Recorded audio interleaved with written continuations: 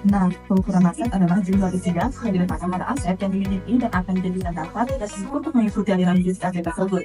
Tujuannya itu untuk memberikan informasi dalam pengambilan keputusan dalam pemakaian aset dan memotivasi para manajer untuk mengambil keputusan yang baik.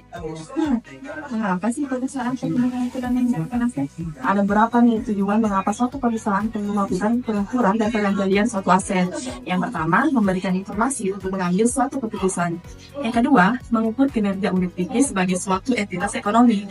Yang ketiga, pembelian status kepemilikan suatu aset.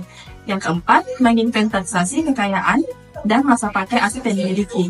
Yang kelima, melindungi nilai aset agar lebih awet. Dan yang terakhir, meminimalkan biaya selama umur suatu aset. Baiklah, untuk materi selanjutnya adalah Eva dan Roy. Ada apa ya Eva dan Roy? Mari kita simak pembahasan dari teman saya. Baiklah, kepada saudara Sarmila, terima kasih.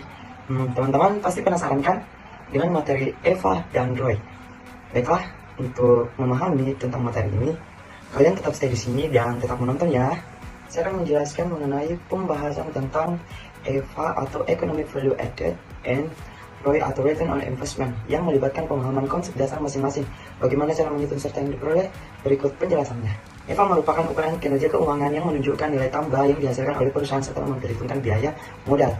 Economic Value Added atau EVA merupakan ukuran kinerja keuangan yang menunjukkan nilai tambah yang dihasilkan oleh perusahaan setelah menghitung biaya modal. Ini menggambarkan sejauh mana keuntungan operasi perusahaan melebihi biaya modal yang dikeluarkan. Untuk rumusnya kita bisa lihat di bawah ini ya. EVA positif menunjukkan bahwa perusahaan menghasilkan nilai tambah setelah menutupi biaya modal.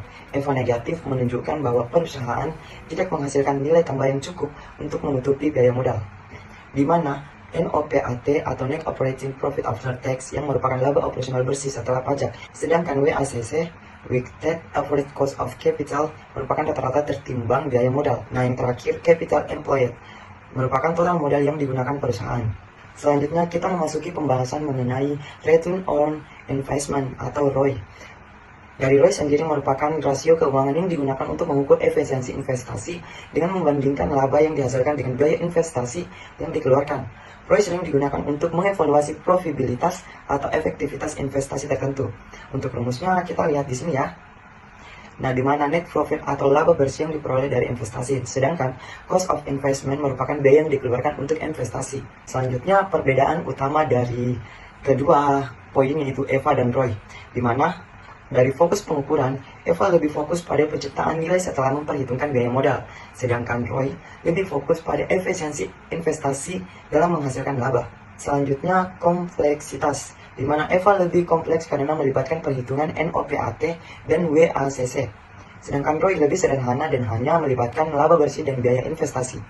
Tujuan penggunaan dari kedua ini yang dimana EVA digunakan untuk mengevaluasi kinerja keseluruhan perusahaan dalam menciptakan nilai bagi pemegang saham, sedangkan ROI digunakan untuk mengevaluasi efektivitas investasi individu atau proyek tertentu.